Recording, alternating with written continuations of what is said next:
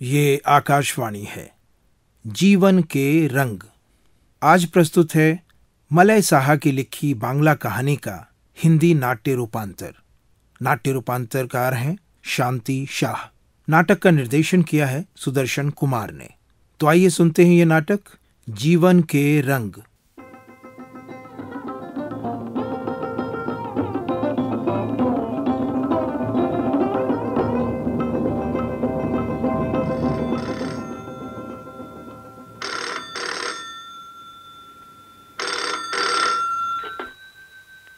Hello, Mukherjee speaking. कौन? ओह, mister सरकार, कहिए कैसे हैं? मैं फाइन, थैंक यू। हाँ हाँ, आज ही चार्ज हैंडओवर करना है, बस उसी में लगा हूं। ना ना, इस महीने तो यहां हूं ही। ओह, मैं कहाँ सेटल हो रहा हूं? अरे नहीं भाई, अभी तक कुछ सोचा नहीं। वैसे वेस्ट बंगाल में मेरा बेटा है, डॉक्टर है, शायद वहीं जाऊंगा। हाँ हाँ हाँ हाँ, अच्छा हूं। आप ठीक है ना? अच्छा, अब फोन रखता हूं, कुछ काम बाकी रह गया है। बॉस, सब पेपर्स रेडी हैं? गुड, आप लेकर आ जाइए।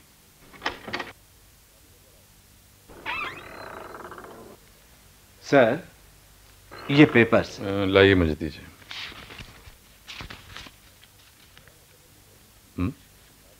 क्या बात है मिस्टर बॉस, आपका चेहरा इतना उतरा हुआ क्यों है? रात क्या ठीक से नींद नहीं आई? अरे, आप चुप क्यों हैं? सर, हाँ हाँ, कहिए मिस्टर बॉस।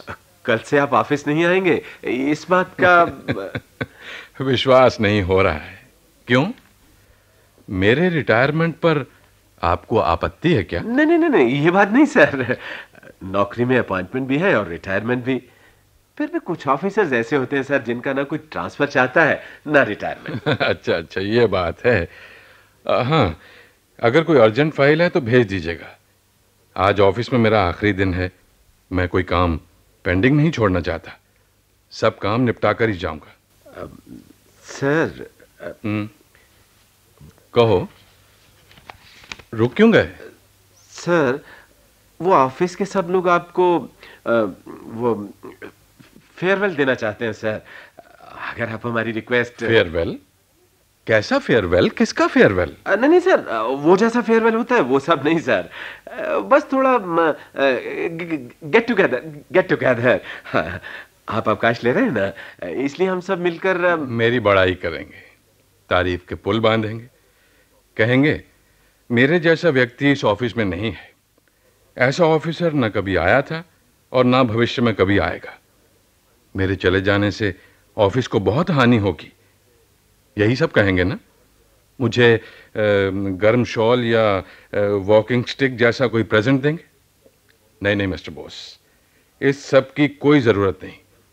आपने मेरे फेयरवेल के लिए चंदा वंदा इकट्ठा किया हो तो जिन जिन से पैसे लिए हैं उन्हें लौटा दीजिए। देखिए, इस महंगाई में वो पैसे उनके बहुत काम आएंगे। ठीक है सर, मैं लोगों को समझा दूंगा। सर, अभी 1 बजा है, आप कितने बजे घर जाना चाहेंगे? क्यों? ड्राइवर को खबर कर दूंगा सर। ड्राइवर? ड्राइवर क्यों? वो आपको घर पहुंचा देगा। भाई, चार्ज हैंडओवर करने के बाद तो ऑफिस की गाड़ी इस्तेमाल करने का सवाल ही नहीं उठता।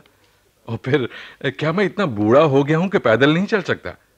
58 साल पूरे कर चुका हूं तो क्या हुआ मिस्टर बॉस, मैं अभी भी तन कर चल सकता हूं। जी हाँ जी हाँ, टचवुड सर, आपकी सेहत तो बहुत अच्छी है। अगर आप चाहते तो फर्दर एक्सटेंशन ले सकते थे सर। इससे आप लोगों को क्या लाभ होता? अगर मेरा एक्सटेंशन हो जाता तो सेन गुप्ता का प्रमोशन रुक जाता, आप भी बहुत पीछे रह जाते। इन सब बातों को जानते हुए भी आप ये बात कह रहे हैं? आपसे एक बात कहूं मिस्टर बॉस? Yes sir. किसी को खुश करने के लिए कभी ऐसी बात मत कहिए जो आपके हित की ना हो। अच्छा, आप जाइए अब। हाँ, कोई अर्जेंट पेपर हो तो जल्दी भिजवा दीजिएगा। जी, बहुत अच्छा सर।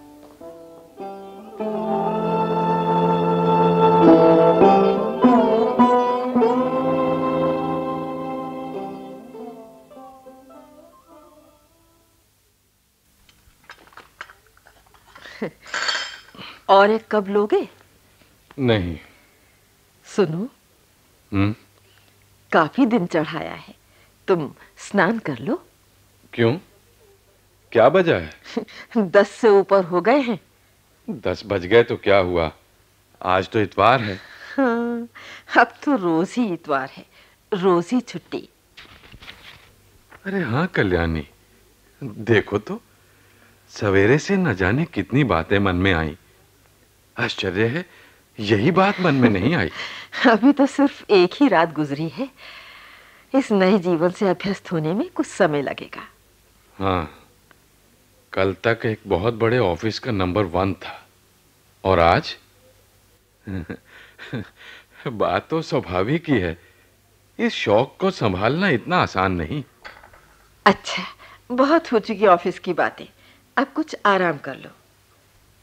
सुनो, आज शाम को कहीं घूम आए, चलोगे? हाँ हाँ, चलेंगे, जरूर चलेंगे। कल्याणी, इतनी देर हो गई, आज अभी तक कोई आया नहीं। तुम्हारी हालत पर मुझे बड़ी हंसी आ रही है। क्यों? इतने दिन तो लोग तुम्हें ढूंढा करते थे, और आज तुम हो जो लोगों को ढूंढ रहे हो। अरे, आज का रविवार बिना किसी अतिथि के आए यूं ही निकल जाएगा। समझ सकते हो क्यों? क्यों? तुम्हारे पास क्या लोग ऐसे ही आते थे, सिर्फ तुमसे मिलने? अरे, तुम्हारा क्या कुशल मंगल पूछने आते थे? नहीं, उनका अपना मतलब रहता था, उनकी अपनी समस्याएं, तुमसे कुछ निवेदन, कुछ अपने लिए सिफारिश या... हाँ हाँ हाँ, समझ रहा हूँ। इतने लोग अपने स्वार्थ से ही मेरे पास आते थे कि मैं उनके लिए कुछ कर दूं। और क्या। कल्याणी, देखो तो कौन आया है। ठहरो, देखती हूँ।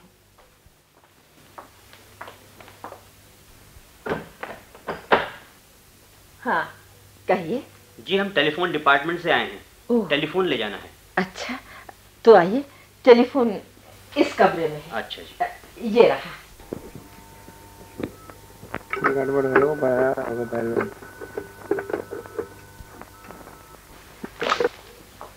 ये लीजिए मैम साहब, रसीद आपकी। लाइए। कौन है कल्याणी? टेलीफोन वाले, टेलीफोन काट गए हैं। ठीक है।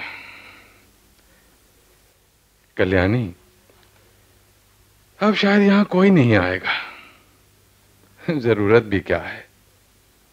सुनो, जब मैं यहां का चार्ज लेकर पहली बार आया था तो एयरपोर्ट पर कितनी भीड़ थी। ऑफिस की 3 गाड़ियां हमें लेने आई थी।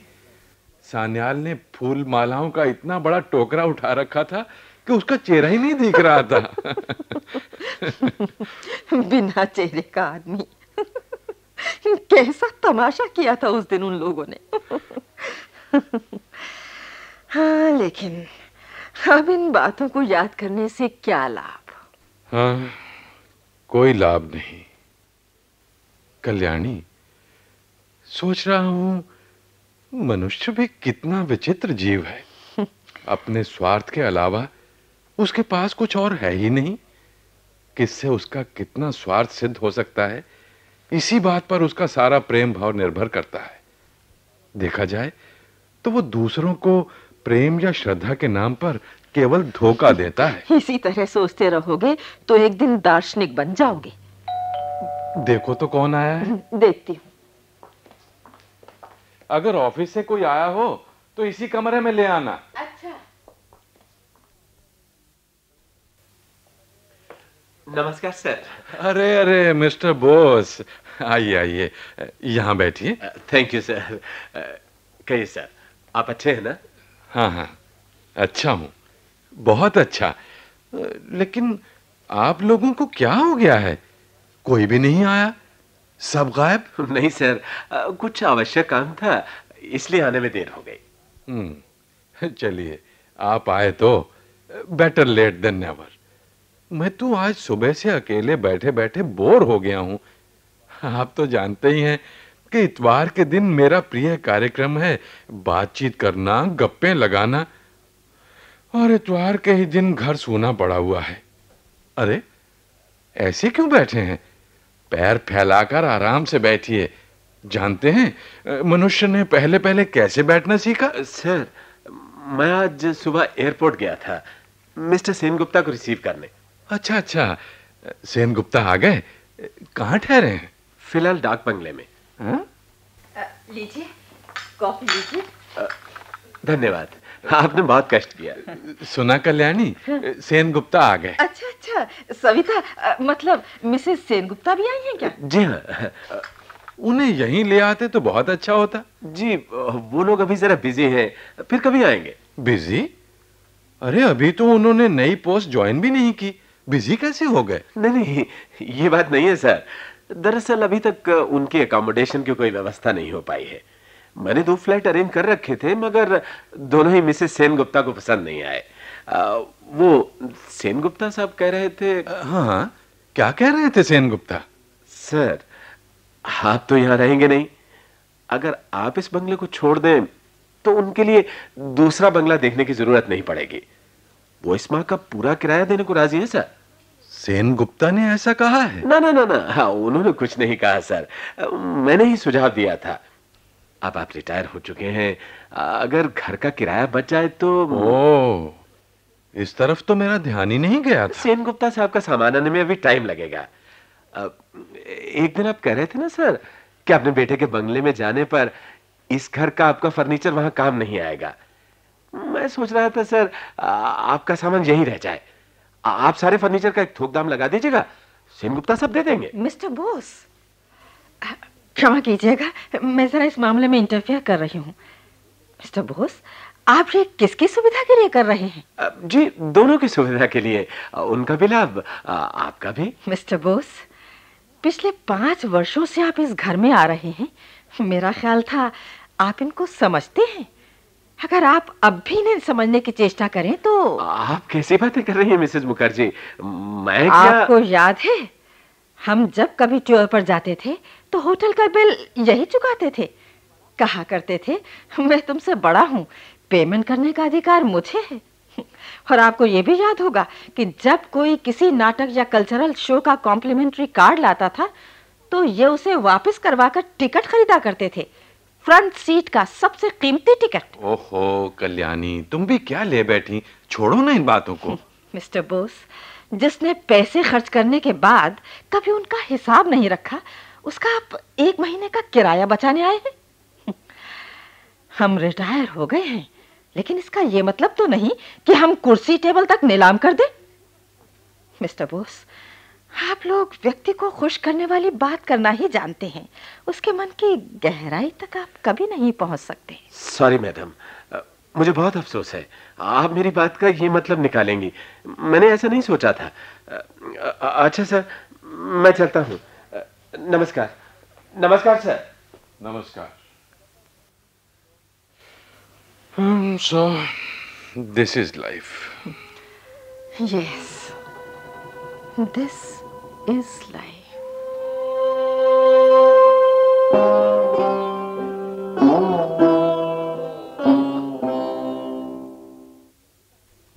सुनो, तुमने बाबलू को किस पते पर पत्र दिया है? अस्पताल के पते पर? घर के पते पर दे दिया होता। कब लिखा था? यही रिटायर होने के 3-4 दिन पहले। इससे पहले ऑफिस के काम में इतना व्यस्त था कि। रहने दो अपना ऑफिस, वो सब बिल्कुल अच्छा नहीं लगता। पता नहीं बाबलू कब आएगा। सुनो, उसे घर का डायरेक्शन ठीक से बताया है ना? तुम्हारा बेटा क्या अभी भी बच्चा है? अब तो वो बच्चों का भी बाप हो गया है। माँ के लिए बच्चे कभी बड़े नहीं होते, समझे? पता नहीं बेटा कब आएगा।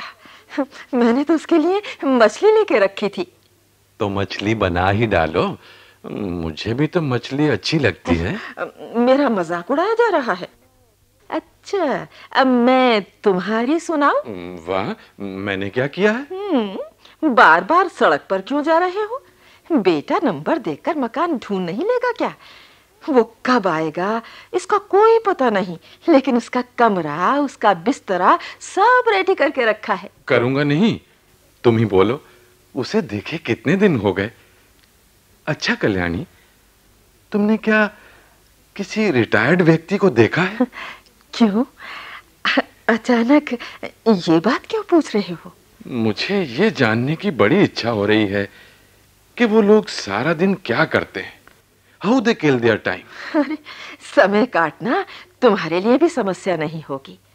अखबार पढ़ना, कहानी पढ़ना, हाँ लेटर्स टू एडिटर्स लिखना, बस इन सब में तुम्हारा टाइम निकल जाएगा। सिर्फ यही सब करके 24 घंटे कटेंगे? बुढ़ापे में नींद भी तो कम ही आती है। और भी काम चाहिए तो सुबह दूध ले आना, पूजा के लिए फूल तोड़ना, बीच बीच में बाजार हाट कर लेना, और पोते पोतियों को स्कूल। ओह नहीं नहीं, उनकी तो स्कूल बस होगी। और तुम क्या करोगी? मैं अरे बुढ़िया घर गृहस्थी से निकाल कर बाहर कर देने वाली चीज नहीं होती, समझे? मैं बहू के सब कामों में हाथ बटाऊंगी, पूजा करूंगी, सब्जी काटूंगी, आटा गूंद दिया करूंगी।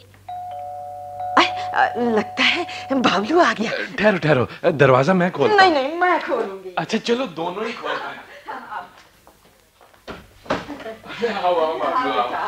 अरे ये पैर वैर छूना अब रहने दे, जीते रहो। और सुना बेटा, घर में सब कुशल से तो हैं? हाँ माँ, लेकिन ये क्या, तुम्हारे सारे बाल सफेद हो गए। और बेटा तू भी तो बहुत दुबला हो गया है। अरे नहीं माँ, बहुत दिनों बाद देख रही हूँ ना, इसलिए ऐसा लग रहा है। अरे हाँ, तुम्हारी शादी के बाद 3 ही बार तो भेंट हुई, वो भी बस 1-2 दिनों के लिए। अरे आप लोगों का ट्रांसफर जो होता रहता था पिताजी, आज पंजाब तो कल आसाम। अच्छा बेटा चल, तू चल के नहा ले, गर्म पानी करके रखा है, स्नान करके आराम कर। इतनी गर्मी में गर्म पानी? अरे बाबा जानते नहीं, इसे कितनी जल्दी सर्दी लग जाती है। ओह।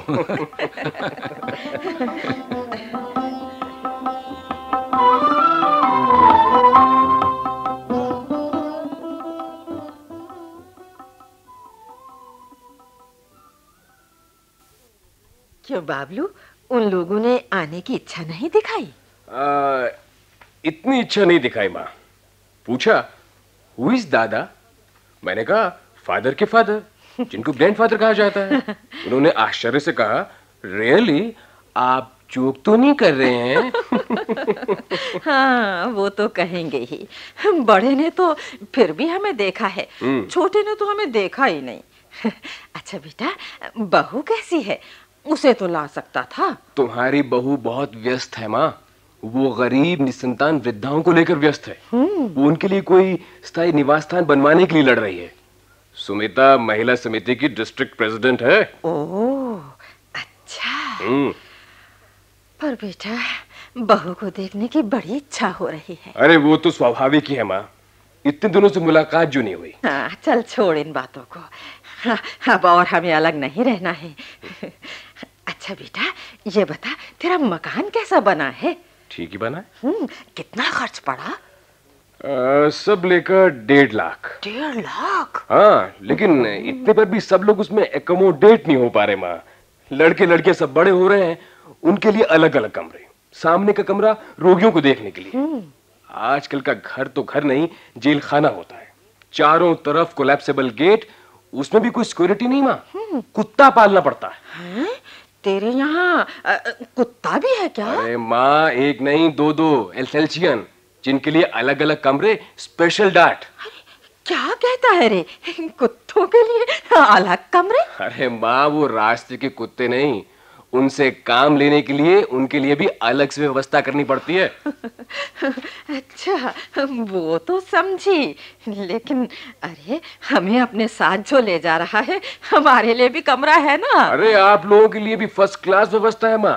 2 रूम, अटैच्ड बाथ, किचन बहुत बड़ा है। किचन माने रसोई घर? हाँ माँ, किराया भी कोई ज्यादा नहीं, सिर्फ 300। किराया? अरे बाबलू, तूने हमारे लिए किराए का घर लिया है? अरे किराए विराए के बारे में मत सोचो माँ, वो मैं दूंगा। घर भी बिल्कुल नजदीक है। अलग घर? बेटा, हम क्या अलग घर में रहेंगे? हम तो अलग ही हैं माँ। शादी के बाद कभी तो साथ नहीं रहे। वो अलगाव और ये अलगाव क्या एक ही है बेटा? ओहो, इस मामले को इतना जटिल क्यों बना रही हो माँ? मैं अपने दायित्व से तो नहीं हट रहा। तेरे पास बहुत पैसा हो गया है ना? क्यों? सुन बाबलू, तेरे पिता के पास पैसे नहीं थे। सीमित वेतन में भी वो कहा करते थे, सभी के जीवन में कोई महत्वपूर्ण समय होता है, जो कुछ भी करना हो उसी समय करना चाहिए। तेरी दीदी की शादी के बाद तुझे मेडिकल कॉलेज में दाखिल करवाया। उस समय हाथ में कुछ पैसे थे। उस समय जमीन भी सस्ती मिल रही थी। इन्होंने कहा, हम लोग तो बाहर ही रहते हैं, रिटायर होने के बाद कहाँ जाएंगे, कुछ जमीन खरीद लेते हैं, उसके बाद धीरे धीरे। लेकिन मैंने कहा, नहीं, पहले लड़के को पढ़ाओ, वो जितना पढ़ना चाहेगा मैं पढ़ाऊंगी। अरे हमेशा भविष्य भविष्य क्यों करते हो? हमारा लड़का ही तो हमारा भविष्य है। माँ, ये सब बातें मुझे क्यों सुना रही हो? मैं डॉक्टर बन गया हूं, मेरा नाम है, इससे आप लोग खुश नहीं? और बच्चों की पढ़ाई की बात कर रही हो तो हम भी अपने बच्चों को पाल पोस रहे हैं, उन्हें पढ़ा लिखा रहे हैं, इसलिए कि यह हर एक माँ बाप का कर्तव्य है। बेटा, तुम्हें सिर्फ अपने बच्चों की चिंता है, माँ बाप की नहीं। देखो माँ, मुझे रात दिन कड़ी मेहनत करनी पड़ती है। मैं कुछ शांति से रहना चाहता हूं। तुम लोगों को लेकर कुछ अशांति हो, वो मैं नहीं चाहता। सुमिता से मेरी इस विषय पर बात हुई थी, किंतु वो आप लोगों के साथ रहने के लिए राजी नहीं। ओह, अच्छा, तो तू बहू के दबाव में आकर हमें अलग कर रहा है? ओहो, तब से क्या अलग अलग की रट लगाए हो? अलग क्या है? बेटा धीरे बोल, धीरे। तेरे पिता उस कमरे में सो रहे हैं। बेटा, हमारे कारण तेरे घर में कोई झमेला नहीं होगा बेटा, नहीं होगा। हम टीवी टेलीफोन कुछ नहीं चाहते। हम तो चाहते हैं बेटा सिर्फ अच्छा व्यवहार, बस थोड़ा मीठा बोल बेटा। इतना नहीं कर पाएगा क्या? नहीं कर पाएगा बेटा? वृद्ध लोगों को देखकर ही कम से कम इस बात को तो स्वीकार कर ले। बाबलू। ओ, पिताजी आइए। अरे आप? तुमने रिजर्वेशन करवा लिया है बेटे? हाँ पिताजी। तुम क्यों उठ गए? सोए रहो ना। मैं सोया नहीं था, जागा हुआ था। अरे हाँ, 2 टिकट कैंसिल करवा देना बेटा। आप लोग नहीं जाएंगे? नहीं, किंतु मैं घर के लिए एडवांस दे चुका हूं। वो पैसे तुम मुझसे ले लेना। और एक बात, अपने काम का हर्जा कर, तुझे यहां रहने की जरूरत नहीं। इच्छा हो तो आज ही चला जा। लेकिन मैं तो आप लोगों को लेने आया हूं पिताजी। आप लोगों को इस तरह छोड़कर। उसके लिए तुझे चिंता करने की जरूरत नहीं। हमारी बाकी जिंदगी भी यूं ही कट जाएगी। जीवन के अंतिम दिनों में हमें कुछ नहीं चाहिए। पिताजी,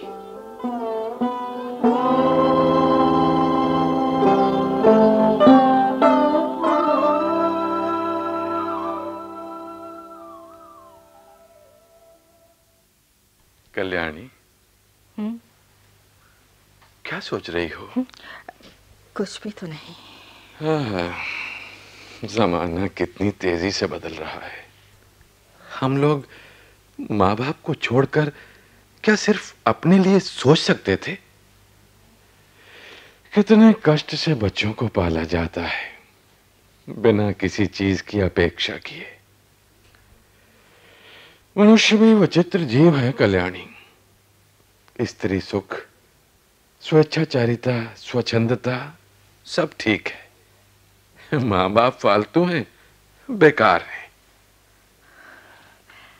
सुनो, एक बात कहूं? क्या? अब भी बेटे को समझा बुझाकर राजी किया जा सकता है। बहू तो कभी हमारे साथ रही नहीं, कुछ दिन हमारे साथ रह लेगी तो हमारे बारे में जो गलत धारणा है ना वो। ये सब क्या कह रही हो तुम? जिस बेटे के 1.5 लाख के मकान में तुम्हारे लिए कोई जगह नहीं, उसी की तुम वकालत कर रही हो। तुम्हें दोष देने का कोई लाभ नहीं। तुम औरत हो ना, पराधीनता की अभ्यस्त हो, किंतु मैं पुरुष हूं। किसी औरत की हुकूमत मुझे बर्दाश्त नहीं। अब लगता है जिंदगी कितनी कुत्सित, कितनी गंदी है। अरे जिसकी धमनियों में हमारा रक्त है वो भी आज हमसे कितनी दूर है, कितनी अलग है। कल्याणी, भविष्य की सोचकर तुम इतनी चिंतित क्यों हो? अरे बुढ़ापे में तो चिंता होती ही है। आज यदि अपना मकान होता तो इतनी चिंता नहीं होती। सारा जीवन तो किराए के घरों में बीता, बाकी दिन भी कट जाएंगे। अरे हाँ, बाबलू कब जाएगा? उसने तुमसे कुछ कहा? आज ही जाएगा। जाए। रिटायर हो गया हूं तो क्या मुझे बिल्कुल असहाय समझ रही हो? नहीं नहीं, जो पेंशन मुझे मिलेगी उससे हमारा गुजारा अच्छी तरह चल जाएगा कल्याणी। इस समय हमारी समस्या आर्थिक नहीं, मानसिक है। इस उम्र में मनुष्य हर तरह से मुक्त होना चाहता है।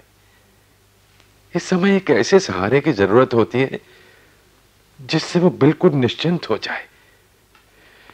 वो भी यदि नहीं हुआ तो। पिताजी। बेटा आ रहा है। पिताजी, मैं जा रहा हूं। ठीक है बेटा, पहुंचकर पत्र देना। किस पते पर दूंगा? आप लोग कहाँ रहेंगे? हाँ, वो तो है ही। अभी हमारा कोई पक्का ठौर ठिकाना नहीं है। हम ही खबर लेते रहेंगे। जितने दिन मैं हूं कोई चिंता नहीं, किंतु मेरे जाने के बाद अपनी मां का ख्याल रखना। सुना है बहुत दुखी बेवाओं के लिए बहुत कुछ कर रही है। तुम्हारी मां ना हो तो विडो हॉस्टल में। ये सब क्या कह रहे हो? कहीं तुम्हारा दिमाग तो खराब नहीं हो गया है? बेटा चल चल, हम उस कमरे में चलें। मैंने तेरा सारा सामान तैयार कर दिया है। चल, मैं तुझे सब कुछ समझा दूं। बेटा, अपने पिता की बातों का बुरा मत मानना। रिटायर होने के बाद तो ये प्रसन्न ही थे, किंतु कुछ कारणों से आजकल जरा बेटा चिड़चिड़े हो गए हैं। जरा सी बातों में चिढ़ जाते हैं। छोड़ दे ये बातें। सुन, मैंने तेरे रास्ते के लिए ना खाना और उबला हुआ पानी रख दिया है। देख बेटा, बाहर का खाना मत खाना। ये किसकी आवाज है? स्टेशन दूर है इसलिए मैंने टैक्सी बुलवा ली। देर मत कर बेटा, जा। अरे ये अपने पिताजी की ये शॉल लेता जा बेटा। इस गर्मी में शॉल? हाँ बेटा, मौसम खराब लग रहा है ना, वर्षा हो सकती है। यहाँ थोड़ी भी वर्षा होती है ना तो ठंड लगने लगती है। चल चल चल, अब और देर मत कर बेटा। रहने दे बेटा, रहने दे। प्रणाम करने की जरूरत नहीं है। बेटे, मैं आशीर्वाद देती हूँ, जीते रहो, सुखी रहो।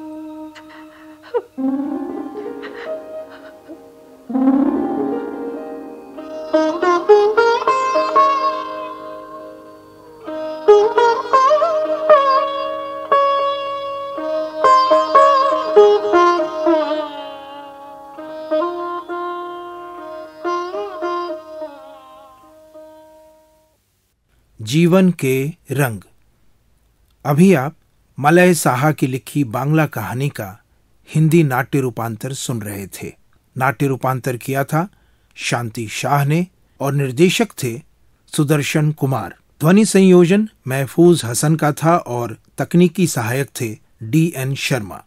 नाटक में भाग लेने वाले कलाकार थे श्याम अरोड़ा, अश्विनी कुमार, सुरेंद्र सेठी, कान्हा पंत और राजकुमारी प्रसाद। केंद्रीय नाटक एकांश के लिए तैयार किए गए इस नाटक को आकाशवाणी के दिल्ली केंद्र से प्रसारित किया गया।